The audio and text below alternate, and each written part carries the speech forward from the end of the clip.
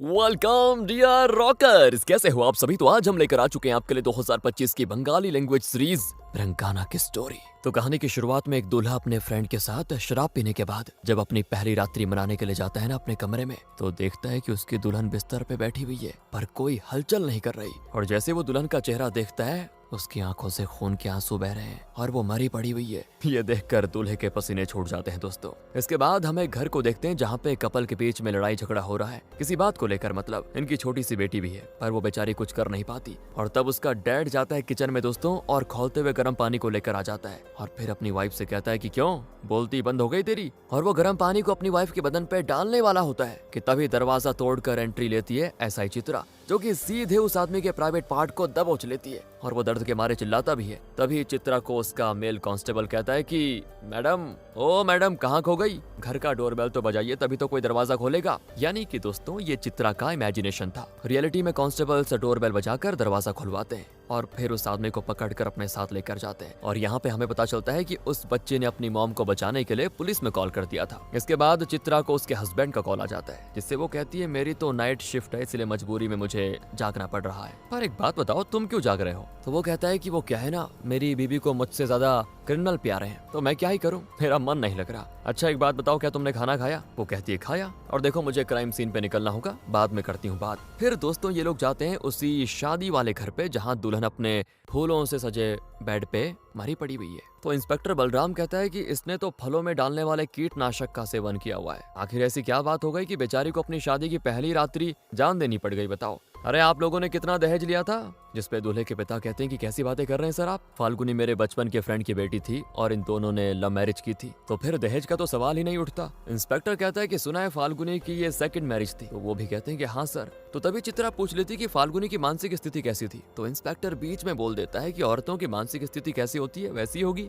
पहली मैरिज तो सही से चल नहीं पाई, इसी वजह से पक्का गिल्ट में रही होगी और इसने खुद की जान ले ली। केस सिंपल है, ओपन एंड शट केस है। तभी चित्रा बोल पड़ती है कि दूसरी शादी करना कोई क्राइम तो नहीं है ना जो उसे इतना गिल्ट होगा कि वो खुद की जान ले ले। अब क्या है ना दोस्तों, चित्रा का बीच में बोलना इंस्पेक्टर बलराम को सही नहीं लगता, इसीलिए वो उसको पुलिस जीप से रजिस्टर लाने को भेजकर फिर घर के मालिक से पूछता है कि बताओ फिर क्या करें, फिर फॉरेंसिक टीम को बुलाया जाए या फिर नहीं। वो कहते हैं कि मतलब मैं कुछ समझा नहीं। तो इंस्पेक्टर बलराम कहता है कि देखिए फाल्गुनी के घर वाले अभी रास्ते में हैं, उनके सवाल जवाब से निपटने में आपका दिमाग खराब हो जाएगा, तो बेहतर यही होगा कि आप लोग हमारा ख्याल रख लीजिए और हम आपका ख्याल। फॉरेंसिक टीम आएगी, फिर मीडिया वाले भी आएंगे और इसके बाद तो आपके परिवार की जो क्या कहते हैं बदनामी वो होगी, तो फिर उसका करे क्या। अब अगली सुबह की बात है दोस्तों। अर्नब नाम का एक लड़का अपने बगीचे में लेटा होता है, तभी कोई दरवाजे पे देता है दस्तक। अर्नब देखता है कि ये तो उसके लैंडलॉर्ड है। लैंडलॉर्ड पूछते हैं इतनी देर हो गई और तुमने अभी तक शॉप नहीं खोली। तो अर्नब कहता है हाँ वो क्या है ना, कल रात सोने में जरा लेट हो गया था तो सुबह देर से उठा, उसके लिए माफी चाहता हूँ, कुछ देर में खोलूंगा बस अब, और आपका किराया भी आज मैं दे दूंगा। फिर हम पुलिस स्टेशन का सीन देखते हैं दोस्तों, जहाँ चित्रा मेल पुलिस वालों की आपस में बातें सुनती है, जो कि आपस में बातें कर रहे होते हैं कि पता है कल रात तो इंस्पेक्टर बलराम ने चित्रा की ले ली। तभी दूसरा पुलिस वाला कहता है कि अरे वो तो इतनी खड़ूस है कि उसका पति नहीं ले पाता होगा। और दोस्तों तभी इंस्पेक्टर बलराम चित्रा को आवाज लगाता है और कांस्टेबल्स आपस में बातें करते हैं कि देखना देखना सर फिर उसकी ले लेंगे। और ये सारी बहुत ही गंदी बातें कर रहे होते हैं दोस्तों। चित्रा ये सुनकर मन ही मन उनको गाली भी दे रही होती है, मगर वो खुलकर कुछ बोल नहीं पाती ना बेचारी, क्योंकि उसे आखिरकार रहना तो यहीं पे, काम तो यहीं करना है। इतने सारे मेल पुलिस वालों से पंगा लेना उसको सही नहीं लगता और ये साले सुधरने भी नहीं वाले ना, बेकार में इनके पीछे पड़ के क्या फायदा, टाइम वेस्ट होगा अपना और बदनामी भी। इसके बाद हम देखते हैं दोस्तों कि इंस्पेक्टर बलराम चित्रा की क्लास लेते हैं। वो कहते हैं कि फील्ड में मेरे ऑर्डर्स मानने के अलावा तुम्हारा कोई ये दूसरा काम नहीं होना चाहिए। दूसरे लोगों के सामने मुझसे जबान लड़ाकर कोई फायदा नहीं होने वाला, ये बात ध्यान रखना। और ये एक खुद की जान लेने का मामला है, जो वो दुल्हन मरी थी उसी की बात कर रहा हूँ। तो फिर एक बात बताओ, इसमें तुम्हारे मन में ये सवाल क्यों उठ रहे हैं। तो चित्रा कहती देखिए फाल्गुनी एक पढ़ी लिखी इंडिपेंडेंट लेडी थी,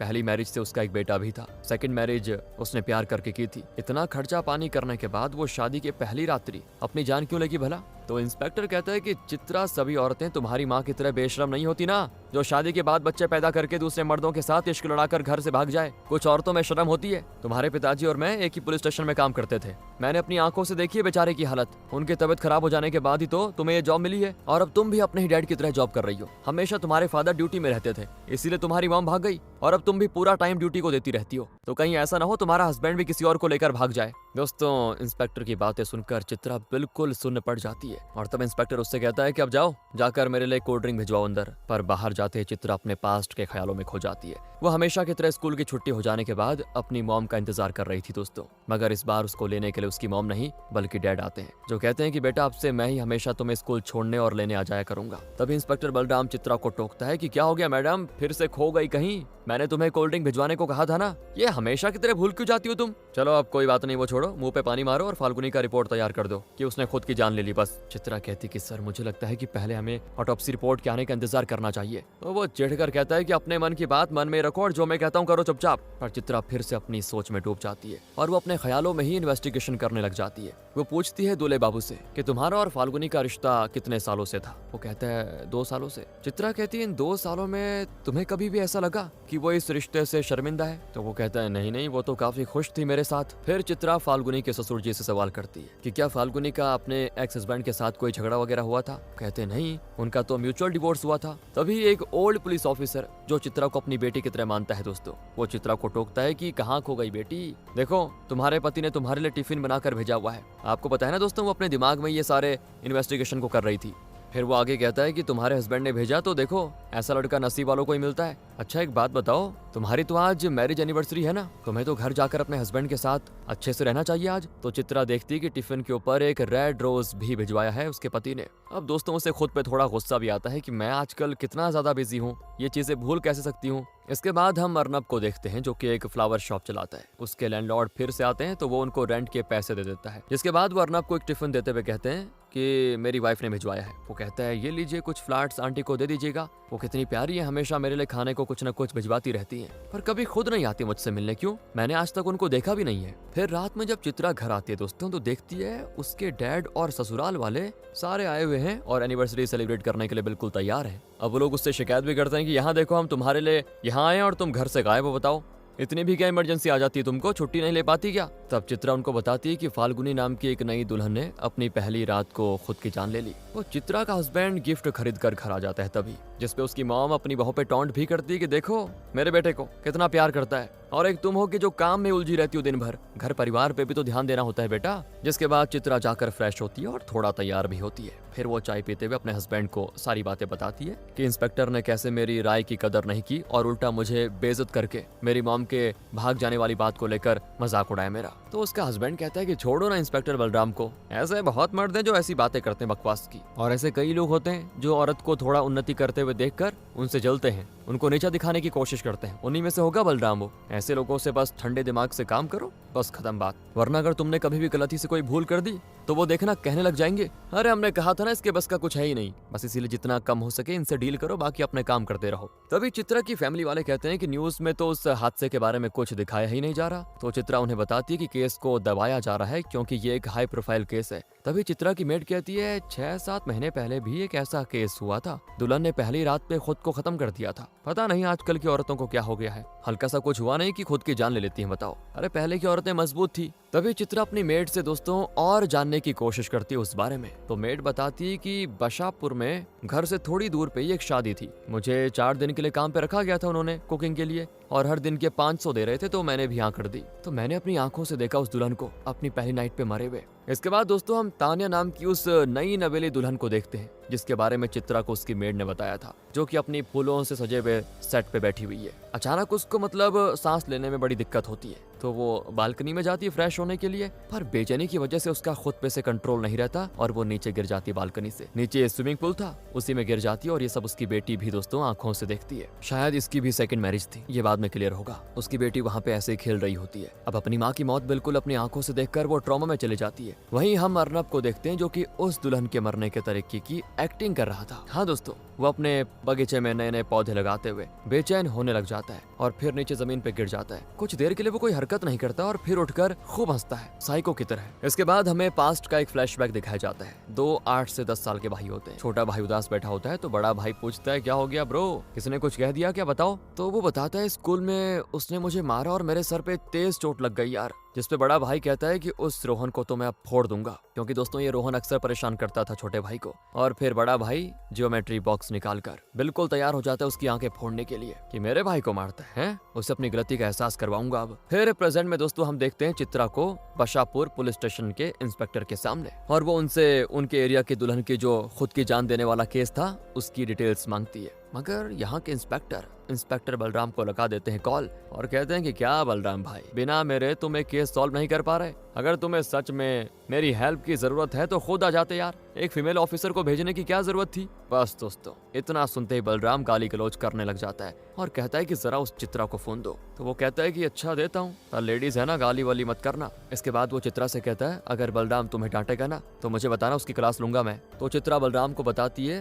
7 महीने पहले सर तान्या बासु ने भी अपनी पहली नाइट को अपनी जान ले ली थी। पर बलराम कहता है कि तुम ये जो करने की कोशिश कर रही हो ना उसको इनसबऑर्डिनेशन कहते हैं, वापस आ जाओ चुपचाप, वरना सस्पेंड ना कराया ना तो नाम बदल देना मेरा। फिर जब चित्रा वापस पुलिस स्टेशन आती है तो उस ओल्ड पुलिस ऑफिसर को सारी बातें बताती है, जिसपे वो कहता है कि ये बलराम ना तुम्हारे डैड का जूनियर हुआ करता था, सारा का सारा दिन बस अपने निकम्मेपन की वजह से डांट सुनता रहता था और अब वो अपना सारा गुस्सा तुम पे निकालता है। इसके बाद चित्रा डिस्कस करती है कि फाल्गुनी और तान्या दोनों के केस में सिमिलर पैटर्न है, दोनों ही अपनी शादी की पहली नाइट पे मर गई। मुझे तो लगता है कि नई नवेली दुल्हन को कोई तो है जो पॉइजन खाने पे मजबूर कर रहा है और फिर मौत को खुद की जान देने का मामला दिखा रहा है। तभी दोस्तों ये बातें कांस्टेबल सुन लेता है और वो न्यूज़पेपर वालों को इन्फॉर्म कर देता है। फिर क्या था, अगले ही दिन खबर को मस्त तरीके से मिर्च मसाला लगाकर परोस दिया जाता है। पुलिस को पता चल गया है कि ये दोनों खुद की जान देने का मसला नहीं बल्कि ये मर्डर है। और यही बातें जब कुछ बूढ़े लोग चाय की टपरी पे डिस्कस कर रहे होते हैं तो वहाँ पे अर्नब भी होता है जो ये बातें सुन लेता है और मन ही मन मुस्कुराता भी है दोस्तों। साथ ही वो न्यूज़पेपर में एक डिवोर्सी औरत की शादी के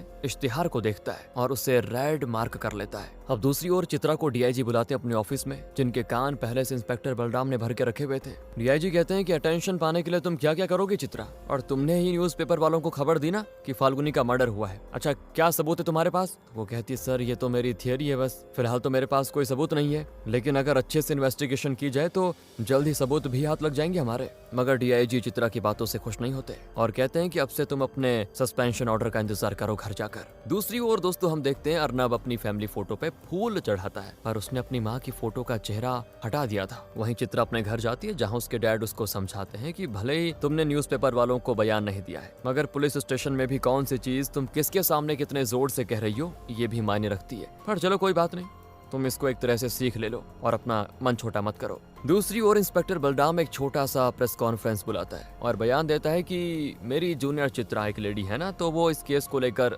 इमोशनल हो गई जरा, इसीलिए उसने ऐसा बयान दे दिया कि फाल्गुनी की मौत हुई है। वो क्या है ना, आजकल सभी क्राइम थ्रिलर्स फिल्म और वेब सीरीज देखते हैं तो उन्हें कोई सिंपल केस भी सिंपल नहीं लगता, और ऐसा ही चित्रा ने सोचा कि जरूर ये मर्डर केस है और मैं हीरो या हीरोइन बनकर कातिल को पकड़ लूंगी। अब दोस्तों रात में अर्नब इंस्पेक्टर बलराम के इस बयान को अपने फोन पे देखते हुए बगीचे में खुदाई करता है। वहीं बलराम अपने घर पे टीवी पे ये न्यूज देखकर खुश हो रहा होता है कि फर्स्ट टाइम मैं टीवी पे आया। तभी उसकी डोरबेल बज जाती है। वहीं चित्रा का हस्बैंड अपनी वाइफ के बालों में चंपी करते हुए कह रहा होता है क्यों ना हम कहीं घूमने चले, क्या कहती हो, थोड़ा माइंड फ्रेश हो जाएगा। तभी चित्रा की मेड आकर बताती है कि आपके बॉस आए हैं, शराब पिए हुए हैं और वो तुम्हें बुला रहे हैं। तो तब चित्रा और उसके हस्बैंड दोनों साथ में बाहर निकलते हैं और देखते हैं कि बलराम शराब पीने के बाद भी आज सभ्य बिहेव कर रहा है। वो चित्रा से कहता है कि गाड़ी में डीआईजी है, तुम्हें बुला रहे हैं। चित्रा कहती मैं यूनिफॉर्म पहन कर आती हूँ, तो वो कहते नहीं नहीं अब उसकी जरूरत नहीं है। फिर गाड़ी में डीआईजी पूछता है कि तुम्हारी थियरी क्या है? चित्रा कहती है कोई नहीं सर, आप लोग जैसे बोल रहे हैं वही ठीक है। पर डीआईजी कहता है चित्रा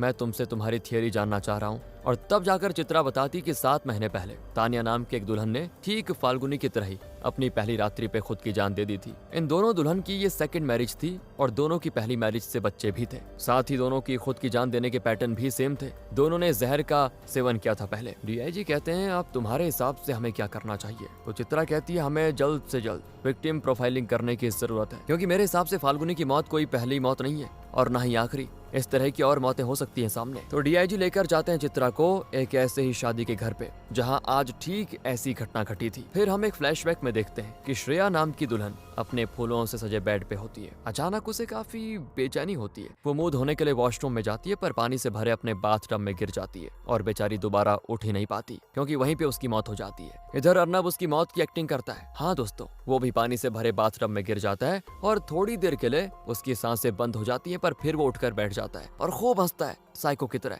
श्रेया की मौत पे। इसके बाद दोस्तों हम पास्ट का एक फ्लैशबैक देखते हैं जिसमें एक लेडी अपने बोरिया बिस्तर बांधकर घर छोड़कर जा रही थी। उसका हस्बैंड कह रहा था कि मुझसे गलती हो गई, अब मैं तुम पे हाथ कभी नहीं उठाऊंगा, प्लीज रुक जाओ, तुम चली जाओगी तो हमारे बच्चों का क्या होगा। पर वो लेडी अपने पेरेंट्स के साथ अपने मायके चली जाती है और उस लेडी के पेरेंट्स अपने दामाद को कहते हैं, शुक्र मनाओ हमने कोई पुलिस कंप्लेंट नहीं की तुम पे, वरना जेल की चक्की पीसते रहते फिर। और रही बात बच्चों की, तो मेरी बेटी इनको मायके से लेकर तो नहीं गई थी तुम्हारे पास, ये तुम्हारे बच्चे हैं, तुम संभालो इनको। तब वो आदमी काफी गिड़गिड़ाने लग जाता है कि प्लीज मत जाओ, हमारे बच्चों के बारे में सोचो, उनका क्या होगा, मैं अकेले उनकी परवरिश नहीं कर पाऊंगा। पर उसकी वाइफ नहीं रुकती दोस्तों और वो गुस्से में चली जाती है और ये चीज उसके दोनों बेटे देखकर अपनी माँ से सख्त नफरत करने लग जाते हैं कि वो हमें छोड़कर चली गई। आगे दोस्तों हम अर्नब को एक और शादी में देखते हैं। दुल्हन अपनी फैमिली से कहती है, मैं बस कोर्ट मैरिज के पेपर्स पे साइन करूंगी और शादी कंप्लीट, मुझे और कोई तामझाम नहीं करना। तभी वहाँ पे दुल्हन की बेटी आ जाती है और पूछती है कि माँ क्या आप शादी के बाद भी मुझसे प्यार करोगी? तो वो कहती है, हाँ बेटी, तुमसे किसी ने कुछ कहा क्या? देखो दूसरों की बातों में मत आना, तुम मेरी प्यारी बेटी हो और इस दुनिया में मैं सबसे ज्यादा तुमसे प्यार करती हूँ और करती रहूंगी। जाओ जाकर ड्रेस चेंज करके आओ, फिर हम साथ में खाएंगे। दूसरी ओर डीआईजी एक अलग टीम का गठन करते हैं इस दुल्हन मर्डर केस को सॉल्व करने के लिए। इसमें होते हैं ACP Dheeraj Sinha, homicide expert Gautam Gorai, Arun Sen from forensic, इसके अलावा सब इंस्पेक्टर चित्रा बासु भी। पर ये तीनों मेल ऑफिसर डीआईजी से कहते हैं कि बेकार में ये औरत क्यों डाल दी हमारे ग्रुप में, ये फीमेल ऑफिसर्स बस दिमाग खराब करने के अलावा कुछ नहीं करती, उनकी बातें तो सिर्फ साड़ी, लिपस्टिक और ये पीरियड्स के आगे बढ़ ही नहीं पाती। पर जल्द ही दोस्तों इनका ये विचार बदलने वाला था। डीआईजी बताता है कि ये सारे मामले खुद की जान देने का मामला नहीं बल्कि मर्डर है और इसके बारे में पता है पहले चित्रा ने ही हमें इन्फॉर्म किया था, इसीलिए उसे इस टीम में रखना जरूरी है। इस वक्त दोस्तों डीआईजी ने चित्रा को ऑफिस के बाहर बेंच पे बिठा के रखा हुआ था और ये सारी बातें वो बाकी के ऑफिसर्स से सुन रही थी, पर वो ज्यादा ध्यान नहीं देती उस चीज पे और अपनी बचपन की यादों में खो जाती है। अब एक दिन की बात है, चित्रा के डैड को स्कूल में बुलाया जाता है क्योंकि किसी लड़के ने चित्रा की माँ को लेकर कुछ कमेंट पास कर दिए थे और गुस्से में चित्रा ने मार मार कर उसका सर लगभग फोड़ ही दिया था दोस्तों। इसीलिए टीचर चित्रा के डैड से कहती है कि अपनी बेटी के साथ थोड़ा ज्यादा टाइम स्पेंड कीजिए, उसे अभी फैमिली सपोर्ट की जरूरत है। सीन आता है प्रेजेंट में, चित्रा की टीम के मेल ऑफिसर्स उससे कहते हैं कि मैडम आप ये बकवास, ये बातें करने के अलावा और कुछ भी करती हो क्या? आप इस केस में अपनी राय देना चाहोगी कुछ या फिर यूं ही बैठी रहोगी? जिस पे चित्रा पूछती है, मैं बोल सकती हूँ कुछ। दरअसल दोस्तों जब भी चित्रा ने कुछ बोलने की कोशिश की थी तब इंस्पेक्टर बलराम ने उसकी बेइज्जती की थी, इसीलिए वो शांत रहने लग जाती है। मगर ये टीम उसकी बात सुनना चाहती है कि कहो। वो चाहते हैं कि चित्रा भी एक पुलिस ऑफिसर की तरह काम करे। उस समय तो वो मजाक मजाक में कह रहे थे, लेकिन फिलहाल वो लाइन पे आ चुके हैं। तो चित्रा अपनी राय देती है कि हमें मैरिज रजिस्ट्रार से डिटेल्स निकलवानी होगी ऐसी लेडीज की जो जल्द ही सेकंड मैरिज करने वाली है। और तब इनको पता चलता है कि 16, 17, 18 और 19 और अगले महीने 26 और 27 को शादी होने वाली है और आज 19 तारीख है और आज एक टीना नाम की लेडी की सेकंड मैरिज है। इसीलिए चित्रा अपनी टीम के साथ शादी में पहुंच जाती है और ये लोग दुल्हन पे, गेस्ट पे, सभी पे नजर गाड़े होते हैं ताकि कोई भी ऊंच नीच ना हो। यहाँ अर्नब भी मौजूद है दोस्तों। वो खाने की प्लेट को लेकर चित्रा के बगल में बैठ जाता है और उससे बातें करने लगता है कि आप मुझे कहीं देखी देखी सी लग रही हैं, आप तो ऐसा ही है ना,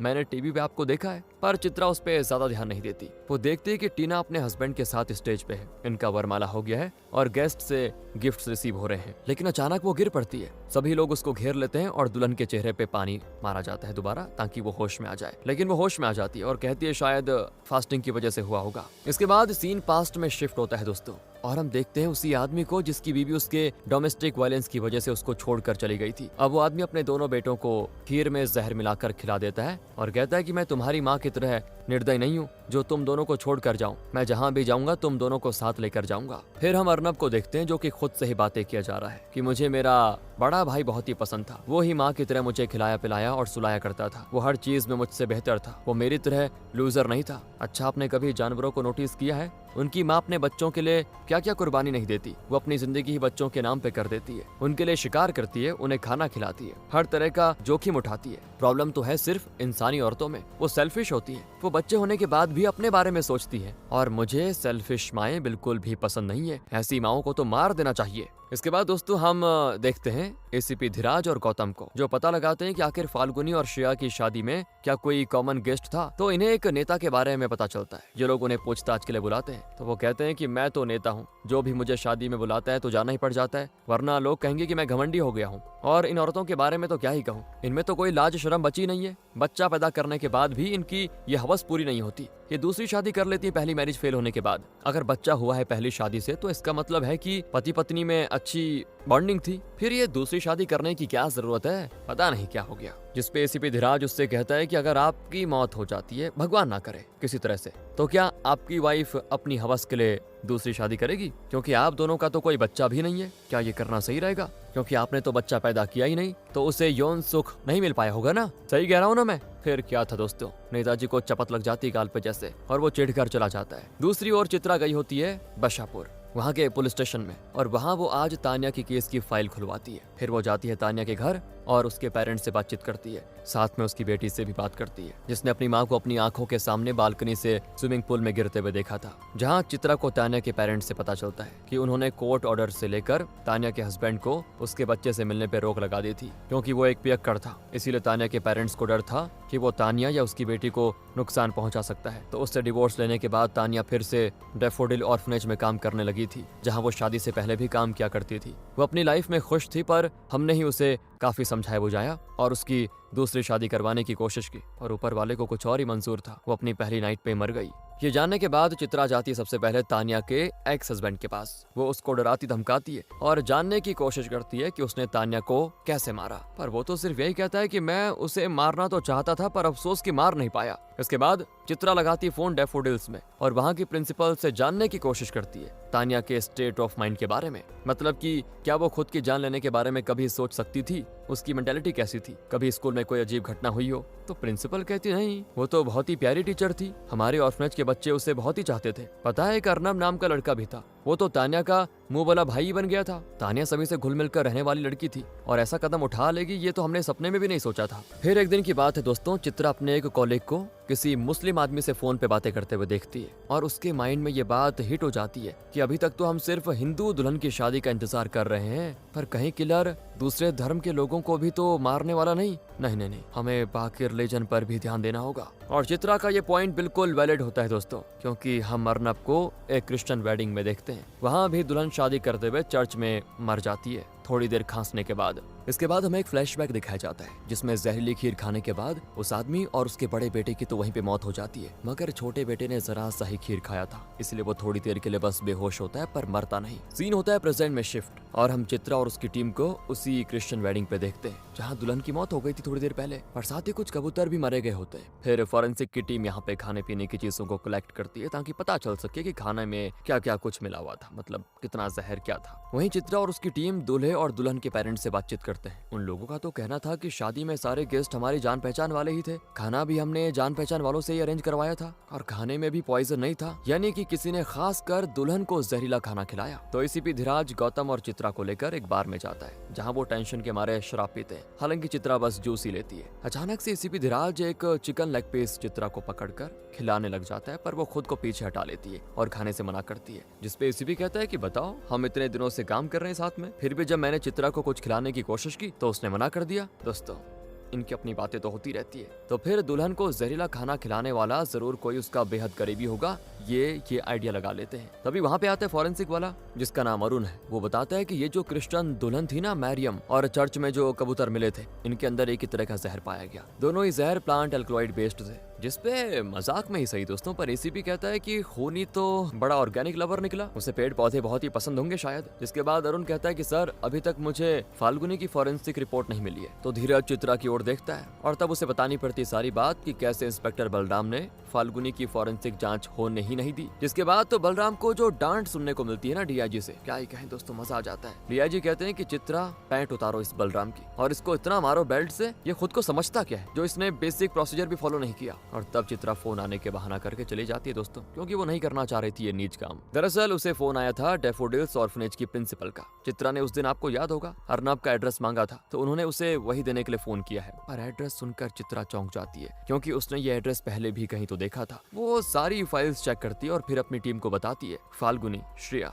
इन दोनों का हमारे पास वेंडर लिस्ट है और इन दोनों में फ्लावर भेजने वाला सेम है, यानी फ्लावर्स का डेकोरेशन जिसने किया था वो अर्नब नाम का कोई बंदा है। साथ ही तान्या का मुंह बोला भाई भी अर्नब ही है। तो एसीपी तुरंत ही चित्रा और गौतम को भेजते हैं अर्नब को उठाकर लाने के लिए। तो जब ये लोग जाते हैं तो देखते हैं कि अर्नब की फूलों की दुकान बंद पड़ी हुई है और घर पे ताला भी लगा हुआ है। तो ये लोग मस्त ताला तोड़कर घर के अंदर तलाशी लेने लगते हैं, जिससे भीड़ जुट जाती है और जल्दी घर का लैंडलॉर्ड भी आ जाता है और पूछता है कि क्या आपके पास सर्च वारंट है जो आप इस तरह घर की तलाशी ले रहे हो। तो चित्रा सवाल करती है कि क्या आपको पता है आपने किसे ये घर रेंट पे दे रखा है। लैंडलॉर्ड कहता है अच्छी तरह से जानता हूँ मैं उसको, उसका नाम अर्नब है, 24 साल का वो लड़का है और पिछले 2 सालों से वो यहाँ पे रह रहा है, बहुत ही प्यारा बच्चा है वो, पर आपके पास सर्च वारंट नहीं है तो चलिए आप लोग निकलिए घर से। जिसके बाद चित्रा उन्हें बताती है कि हमें शक है कि आपका प्यारा अर्नब 4 मर्डर केस में इन्वॉल्व है, इसीलिए जब वो आए और आपसे कांटेक्ट करे तो हमें इन्फॉर्म जरूर करना। वहीं हम अर्नब को देखते हैं दोस्तों, जो कि दीवार फांदकर अपने घर में एंटर करता है और घर की ये बिखरी हुई हालत देखकर बड़ा अपसेट हो जाता है। इसीलिए रात में जब चित्रा अपने हस्बैंड के कहने पे उसके साथ फिल्म देखने के लिए जाती है तो पार्किंग एरिया में अर्नब मास्क वगैरह पहनकर आ जाता है और चित्रा के हस्बैंड पे अचानक से हमला भी कर देता है, लेकिन वो तो सही टाइम पे चित्रा वहाँ पे आ जाती है और फिर दोस्तों हम चित्रा और अर्नब की फाइट देखते हैं गजब वाली। पर आखिर में वो अर्नब वहाँ से फरार हो जाता है और चित्रा बेचारी हाथ मलती रह जाती है। अब अगले दिन हम देखते हैं कि चित्रा के हस्बैंड की खूब मरहम पट्टी होती है और धीरज सर का कॉल बार बार चित्रा को आ रहा होता है, तो वो कॉल कट कर रही होती है क्योंकि इस वक्त उसे अपने पति के साथ रहना है बस। जिसपे उसकी सासू माँ भी कहती है कि तुम जाओ काम पे, जिसने भी मेरे लड़के का ये हाल किया है जाकर उसके हाथ पैर तोड़ दो। हस्बैंड भी दोस्तों से काम पे जाने को कह देता है तो चित्रा चली जाती है। जिसके बाद वो ऑनलाइन अर्नब के फ्लावर शॉप की डिटेल्स देखती है और उसे उसमें अर्नब की फोटो दिख जाती है, तो चित्रा को याद आ जाता है कि इसको तो मैंने श्रेया की शादी में देखा था। जिसके बाद वो लोग दोस्तों अर्नब की फोटो प्रिंट करवा कर लोगों से पूछते हैं कि क्या आपने इसको कहीं देखा है, पर कोई हाँ नहीं कहता। पर फिर एक दिन अर्नब खुद ही पुलिस स्टेशन आ जाता है, जिसके बाद एसीपी धीरज उससे इन्वेस्टिगेटिंग रूम में ले जाकर पूछताछ करते हैं और बाकी के सारे लोग कैमरामैन की लाइव बातचीत को देख रहे होते हैं। धीरज कहता है कि फाल्गुनी, श्रेया, तानिया और मारियम, इन चारों की शादी में तुम ही फ्लावर वाले थे। तो वो बहुत ही प्यार से कहता है हाँ सर मैं ही था, मैं बहुत मेहनत करता हूँ ना, तो मैं अपने एरिया में काफी फेमस हूँ, मेरे पास बहुत अलग अलग वैरायटी के फूल आते हैं, इसलिए लोग मुझसे ही ज्यादातर फूल खरीदते हैं। धीरज कहता है फिर तो तुम्हें लोगों के फेवरेट फ्लावर के बारे में भी अच्छे से पता होगा। वो कहता है कि हाँ सर, फाल्गुनी को जैस्मिन पसंद थे, तानिया दी उन्हें तो हर फूल पसंद थे, उन्होंने मुझे गार्डनिंग सिखाई थी जब मैं डैफोडिल्स ऑर्फनेज में था उस समय। तब चित्रा आती है दोस्तों, जिसको देखते अर्नब का मूड ऑफ हो जाता है और फिर वो अर्नब के सामने बहुत सारे सवाल करने लगती है कि तुम ऑर्फनेज में कितने साल की उम्र में आए थे, तुम्हारे माता पिता के साथ क्या हुआ था जो तुम्हें ऑर्फनेज में आना पड़ा। जिसपे वो बताता है कि मेरी माँ हमें छोड़कर चली गई थी, पिताजी जीना नहीं चाहते थे पर वो हमें अकेला भी नहीं छोड़ना चाहते थे, इसीलिए उन्होंने जहर वाली खीर हमें खिला दी और हमने खा भी ली, जिसमें मेरे डैड और भाई तो मर गए पर मैं बदनसीब जिंदा बच गया। चित्रा पूछती वाओ, तुम्हारे पिता क्या तुम्हारी माँ को मारते पीटते थे। वो कहते नहीं, मेरे डैड बहुत ही अच्छे थे। फिर वो पूछती कि अच्छे थे तो माँ चली क्यों गई। अर्नब अब इरिटेट हो जाता है और कहता है कि वो सब मेरा पर्सनल मामला है। चित्रा भी अग्रेसिव हो जाती है और तब धीरज थोड़ी देर ब्रेक लेने को कह देता है सभी से। ब्रेक के दौरान दोस्तों वो अरुण से कहता है कि अर्नब की माँ के बारे में थोड़ी इन्फॉर्मेशन निकालो, शुरुआत करो डैफोडिल्स स्कूल से, और तुम चित्रा तुम पूछताछ करो अर्नब से, क्योंकि तुम्हें देखकर वो थोड़ा घबरा गया था। लेकिन जब चित्रा उससे पूछताछ करती है तो वो डिफेंसिव मोड में आ जाता है और कहता है मैं अपने लॉयर के बिना कुछ कहूंगा ही नहीं। तब चित्रा उसे पानी पीने को देती है और खुद भी थोड़ा शांत होती है। इसके बाद वो बड़े प्यार से अर्नब से बातें करती है। अब वो अपनी स्टोरी बताती है कि मेरी छोटी बहन जब सिर्फ 2 साल की थी ना, तो मेरी मॉम हमें छोड़कर चली गई थी, इसीलिए मैं तुम्हारा दर्द समझ सकती हूँ। भले बाहर वाले लोग तो हम जैसों को सिर्फ मजाक समझते हैं, मजाक उड़ाते हैं हर बार कि इसकी माँ भाग गई, पर जिस पे बीतती है ना असल दर्द उसे होता है, उसी को समझ में आता है। फिर अर्नब कहना शुरू करता है कि हाँ, माँ एक पौधे के जड़ की तरह होती है जो अपने बच्चों को किसी भी मुसीबत से बचा सकती है, लेकिन जब जड़ ही कमजोर हो जाए ना तो फल फूल को खराब होने से कोई बचा ही नहीं सकता, वो मर जाते हैं। जब माँ अपने बच्चों को मरने के लिए छोड़कर चली जाती है ना, तो वैसी माओं को जिंदा रहने का कोई हक नहीं है। मैं खुद उन्हें, और दोस्तों वो जैसे कुछ आगे बोलने वाला होता है कि मैं खुद उनको मार डालता हूँ, तो एसीपी इनको बीच में टोक देते हैं। वो चित्रा को बाहर बुलाते हैं क्योंकि उनको काम की बात पता चल गई थी। चित्रा कहती कि सर आपको इस वक्त नहीं टोकना चाहिए था, वो अपना क्राइम कन्फेस करने वाला था। एसीपी कहते हैं कि खूनी एक ओल्ड लेडी है, तानिया की बेटी आई है अपनी नाना नानी के साथ और उनसे कुछ शॉकिंग बात बताई है। फिर दोस्तों हमें पता चलता है कि जितने भी लेडीज का खून हुआ था ना अपनी शादी की पहली रात्रि पे, उन सब के बच्चों की लाइफ में एक ओल्ड फ्रेंड थी जिसने स्कूल के बाहर किसी न किसी तरह से बच्चों से दोस्ती कर ली थी और वो उनके मॉम्स का फेवरेट कलर पूछती थी और एक जादुई कैंडी उसी कलर की देते हुए बच्चों से कहती थी कि तुम्हारी मॉम सेकंड मैरिज कर रही है ना, अब वो तुम्हें भूल जाएगी, तुम्हें प्यार नहीं करेगी। अगर तुम चाहते हो कि शादी के बाद भी वो तुम्हें उतना ही प्यार करे तो तुम्हें उनके ये फेवरेट कलर वाली ये जादुई कैंडी उनकी वेडिंग की फर्स्ट नाइट पे उनको खिलानी होगी, वो भी तब जब वो फूलों से सजे बिस्तर पे बैठी होंगी और खास के आसपास कोई नहीं होगा, तब तुम्हें अपने हाथों से उन्हें ये कैंडी खिलानी है। तो दोस्तों वो कोई जादुई कैंडी नहीं बल्कि जहरीली कैंडी थी जिसे खाकर दुल्हन मर जाती थी। अब सस्पेक्ट क्योंकि ओल्ड लेडी थी इसलिए पुलिस को अर्नब को रिहा करना ही पड़ जाता है, पर अर्नब जाते जाते चित्रा को एक अजीब सा लुक भी देके जाता है और एक फ्लैशबैक में हम देखते हैं दोस्तों कि अर्नब एक ओल्ड लेडी के गेटअप में ही अपने काम को अंजाम देता था चित्रा को अभी भी अर्नब पे डाउट हो रहा है वैसे, इसीलिए वो अपने एक फ्रेंड शिवम को कॉल लगाती है, जो कि उसी एरिया में रहता है जहाँ पे अर्नब के फूलों की दुकान है। वो जब पूछती है क्या तुम अर्नब को जानते हो, वो बताता है हाँ अच्छी तरह जानता हूँ, मैं तो अपनी गर्लफ्रेंड के लिए हमेशा उसी के शॉप से फ्लावर्स लेता हूँ। वो पूछती है क्या तुमने उसको कभी अपनी गर्लफ्रेंड का नाम बताया है, क्या फोटोज वगैरह दिखाई है। वो कहता है कि नहीं, उतना भी खास नहीं है, मतलब मेरा दोस्त वो। और तब दोस्तों चित्रा कहती कि प्लीज मुझे तुम्हारी एक हेल्प चाहिए, तुम अर्नब को बताओ कि तुम्हारी शादी मेरी बहन मित्रा से होने वाली है, और कहो कि तुम्हारे डैड की तबीयत अचानक से खराब हो गई है, इसीलिए शादी फ्राइडे को ही करनी पड़ी, पर सजावट थोड़ी सिंपल ही रखना क्योंकि मित्रा की ये सेकंड मैरिज है। पर शिवम दोस्तों ये सारी बातें उसे कह देता है, किसको, अर्नब को, कि मेरी शादी है मित्रा से सेकंड वाली, तो थोड़ा सजावट इस तरह की रखना। और जैसे ही अर्नब को पता चलता है कि मित्रा की ये सेकंड मैरिज है, तो वो तुरंत ही सोशल मीडिया पे उसे सर्च करता है और उसमें उसे उसके बेटे के साथ वाली फोटोज दिख जाती है, जिसके बाद वो सारी जानकारी निकालता है। और फिर एक दिन जब मित्रा का बेटा रुद्रा स्कूल से बाहर निकलता है तो उसको एक ओल्ड लेडी मिलती है, जो कि क्या उसे एक कैंडी देकर दोस्ती करने की कोशिश करती है। और दोस्तों ये सारी चीजें पुलिस की नजर में होती हैं, पर वो लेडी अचानक इनकी आंखों से कहीं ओझल हो जाती है और तब ये लोग उसको ढूंढने लग जाते हैं। तो इन्हें सेम ड्रेस और हेयर स्टाइल वाली एक ओल्ड लेडी मिल भी जाती है, पर इनको पता चलता है कि ये लेडी तो एक बेकरी चलाती है और आज इन्हें कुछ ज्यादा ही ऑर्डर्स मिले हैं, तो सारे डिलीवरी बॉयज बिजी थे। किसी ने उसे यहाँ पे केक डिलीवर करने को कहा था, इसीलिए वो आ गई, पर जिसने केक मंगाया वो आया ही नहीं, जिससे चित्रा को डाउट होता है और वो पूछती कि आपकी बेकरी वैसे है कहाँ पे, तो वो पूरा एड्रेस बताती है। चित्रा पूछती क्या आप अर्नब को जानती है, वो लेडी कहती है कौन अर्नब, वो फूल वाला है क्या, अरे उसकी दुकान तो मेरी बेकरी के सामने ही है, क्यों नहीं जानूंगी। पता चल जाता है कि रुद्रा तो घर चला गया है पर उसकी मॉम मित्रा अगवा हो गई है, जिसके बाद तो एसीपी चित्रा को खूब डांटती है कि खतरा किस पे था, मित्रा पे, तो उसे पुलिस सिक्योरिटी क्यों नहीं दी तुमने। फिर ये लोग अर्नब को हर जगह ढूंढते हैं पर वो कहीं नहीं मिलता, तो ये लोग जाते हैं डैफोडिल्स ऑर्फनेज और वहाँ से वो अर्नब की डिटेल्स निकलवाती है, जिसे उसमें अर्नब की फुल फैमिली फोटो दिखती है। इसमें जो अर्नब की मॉम है दोस्तों वो चित्रा को कहीं देखी सी लगती है और तब उसको याद आता है कि ये तो अर्नब के लैंडलॉर्ड की वाइफ है, जो कि ज्यादातर टाइम घर में ही रहती है। पर एक बार जब ऐसी अर्नब से रिलेटेड पूछताछ करने के लिए चित्रा उनके घर गई थी तो एक नजर उसकी लैंडलॉर्ड की वाइफ पे भी पड़ी थी उसकी, इसीलिए दोस्तों अब चित्रा मिलती है लैंडलॉर्ड की वाइफ से और वो लेडी निकलती है रियल में अर्नब की मॉम, जिससे चित्रा अपनी छोटी बहन की जान बचाने की भीख मांगती है और तब जाकर कहीं वो उसकी हेल्प करने को तैयार हो जाती है। वो जाती है अपने उसी घर पे जहाँ वो पहले रहा करती थी। उन्हें वहाँ पे अर्नब मिल भी जाता है एक कमरे में और वो अर्नब को बेटा कहकर पुकारती है। अर्नब बहुत डर जाता है, पहले वो उन्हें पहचान तो लेता है पर खुद से दूर रखने को कहता है क्योंकि उसकी नजर में उसकी मॉम अच्छी नहीं है। और तब मॉम उसको सारी बातें सच्चाई बताती है कि तुम उस वक्त बेटा काफी छोटे थे, इसीलिए तुम्हें चीजें सही से समझ में नहीं आई, पर बेटा मैं पूरी तरह से गलत नहीं हूँ। मेरे माँ बाप ने तुम्हारे पिता से शादी बड़ी धूमधाम से करवाई थी। तुम्हारे पिता का बहुत बड़ा घर था, सरकारी नौकरी थी, पर शादी के बाद मुझे पता चला कि वो शराबी और जुआरी है, जिसकी वजह से उनकी सरकारी नौकरी भी कुछ सालों में चली गई। फिर उन्होंने जुए शराब के चक्कर में मेरी शादी वाले सारे सोने गहने बेच दिए और इसके बाद वो डेली मुझे मारने पीटने लग गए थे कि अपने माँ बाप से पैसे मांग कर मुझे दो। मैंने कई सालों तक ऐसे गुजारा किया और जब वो मुझे मारा पीटा करते थे तो अक्सर तुम दोनों भाई या तो सो रहे होते थे या स्कूल ट्यूशन गए होते थे और तुम्हारी नजरों में मैं तुम्हारे पिता को गिराना नहीं चाहती थी, इसीलिए तुम दोनों भाइयों से कभी भी मैं तुम्हारे पिता की शिकायत नहीं करती थी। एक दिन उन्होंने मुझे बहुत मारा जब तुम दोनों भाई खेलने के लिए गए हुए थे। उसी वक्त मेरे पेरेंट्स वहाँ पे आ गए और उन्हें बहुत ही गुस्सा आया ये सब देखकर और वो उसी वक्त मुझे अपने साथ लेकर चले गए। तब तुम्हारे पिता ने मुझे तुम दोनों का वास्ता भी दिया, पर मैं उस वक्त रुकी नहीं क्योंकि मैंने ठान लिया था कि पुलिस की मदद से मैं तुम दोनों को आजाद करवा दूंगी। पर मुझे नहीं पता था बेटा कि तुम्हारे पिता जहर खाकर खुद को मारेंगे और साथ ही तुम दोनों भाइयों की भी जान ले लेंगे। जैसे मुझे इस बात की खबर मिली मेरी तो तबीयत वहीं पे खराब हो गई, जिससे मुझे ठीक होने में फिर काफी टाइम लगा और जब मैं ठीक हुई तो पता चला कि तुम उस घटना में जिंदा बच गए थे और तुम्हें डैफोडिल्स ऑर्फनेज में डाल दिया है पुलिस ने। मैं वहाँ जब तुमसे मिलने गई तो तुम्हारी टीचर तानिया मिली, जिसने मुझे बताया कि अर्नब तो मॉम के नाम से डरता है और तुम्हारी टीचर ने मुझे बता दिया था तुम्हारे बारे में कि अर्नब के साथ जो हादसा हुआ उससे वो बहुत ही ट्रॉमा में है और उसके मन में अपनी माँ के प्रति बहुत ही घृणा है। तो फिर मैं चली गई वहाँ से। मैं तुमसे मिलना नहीं चाहती थी क्योंकि तुम्हारा दिमाग खराब होता, पर कुछ दिनों के बाद मेरे माँ बाप ने मेरी शादी संजय से करवा दी, मुझे ये समझाकर कि कल तो हम बूढ़े बूढ़ी मर जाएंगे, तुम्हारा ध्यान कौन रखेगा।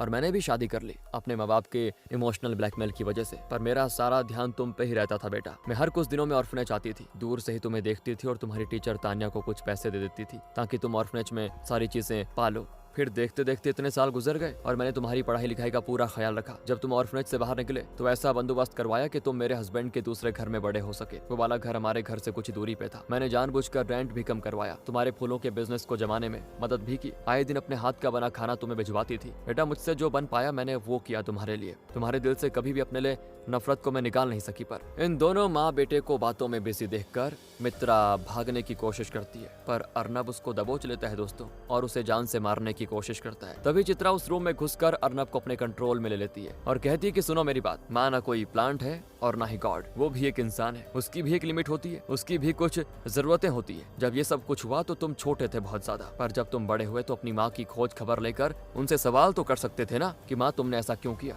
इसके पीछे क्या मजबूरी थी तुम्हारी। तुम्हारी नजर में तुम्हारे पिता सही थे क्योंकि उन्होंने तुम्हारी माँ की शिकायत तुमसे की, उनके खिलाफ तुम्हारे दिल में जहर घोला, तुम्हारे दिमाग में भी। जानते हो मेरी माँ भी भाग गई थी, उस वक्त मेरी छोटी बहन मित्रा 2 साल से भी कम की थी। तब मेरे पिता ने कोई गलत रास्ता चुनने के बजाय हमें समझाया कि उन्होंने कभी भी माँ को प्यार और इम्पोर्टेंस नहीं दिया जो माँ चाहती थी हमेशा, इसलिए तुम्हारी माँ भाग गई। और उन्होंने बिल्कुल ठीक किया, पिताजी ने यही कहा हमें, पर हमारे पिता हमारे साथ रह गए थे, उन्होंने हमारी अच्छी परवरिश की, सही गलत का अंतर समझाया और कभी भी मेरी माँ के लिए गंदे अल्फाज इस्तेमाल नहीं किए। ये सब सुनकर दोस्तों अर्नब का दिमाग थोड़ा खुलता है और वो अपनी माँ के साथ अकेले में थोड़ा टाइम स्पेंड करने की सोचता है। वो अपनी माँ से पहले तो माफी मांगता है, खूब रोता है और आखिर में कहता है कि माँ आपको मेरा फेवरेट कलर याद होगा ना, प्लीज इस कटोरी में मुझे मेरे फेवरेट कलर की कैंडी खिला दीजिए, वो लोग मुझे जेल में बहुत टॉर्चर करेंगे। अर्नब की माँ को नहीं पता था कि इस कैंडी में जहर है, इसीलिए वो उसको खिलाने भी लगती है, पर तभी कांस्टेबल आकर अर्नब को अरेस्ट करके लेके जाते हैं। अर्नब की मॉम बहुत रो जाती है और वो चिल्लाता रह जाता है कि माँ मुझे बचा लो, माँ मुझे बचा लो। पर उसने 4 लेडीज का खून किया था दोस्तों, उसे तो सजा होनी थी, इसमें कोई भी कुछ कर नहीं सकता था। फिर चित्रा अगले दिन जब पुलिस स्टेशन जाती है तो वहाँ डीआईजी कहते हैं कि मैंने तुम्हारा नाम प्रमोशन के लिए भेज दिया है। और तभी वहाँ पे चित्रा का हस्बैंड आता है दोस्तों, जो कहता है कि तुम अपना टिफिन गाड़ी में ही भूल गई थी तो मैं देने चला आया, ये पकड़ो टिफिन, टाइम से खा लेना और मैं चलता हूँ, बाद में मिलते हैं। जिसको देखकर सारे पुलिस वाले फिर कहने लग जाते हैं कि चित्रा कितनी लकी है, उसको इतना अच्छा हस्बैंड मिला। पर दोस्तों हम देखते हैं कि चित्रा के हस्बैंड को एक आदमी का फोन आता है जो कहता है कि तुम्हारी बीवी को तो प्रमोशन मिल रहा है, देखो तुम्हें हमारा मकसद नहीं भूलना है। वो जवाब देता है कि वो चाहे कितनी भी प्रमोशन क्यों ना पाले, रहेगी तो मेरी वाइफ ही, डोंट वरी, हमारा मकसद जरूर पूरा होगा। यानी दोस्तों चित्रा का हस्बैंड जितना शरीफ दिखता है उतना है नहीं, उसके भी कुछ गहरे राज होंगे जो कि हम अगले सीजन में आपको बताएंगे। मिलते हैं आपसे अगली वीडियो में, अच्छी लगी हो तो लाइक करें, चैनल को सब्सक्राइब, ध्यान रखें अपना। Thanks for watching.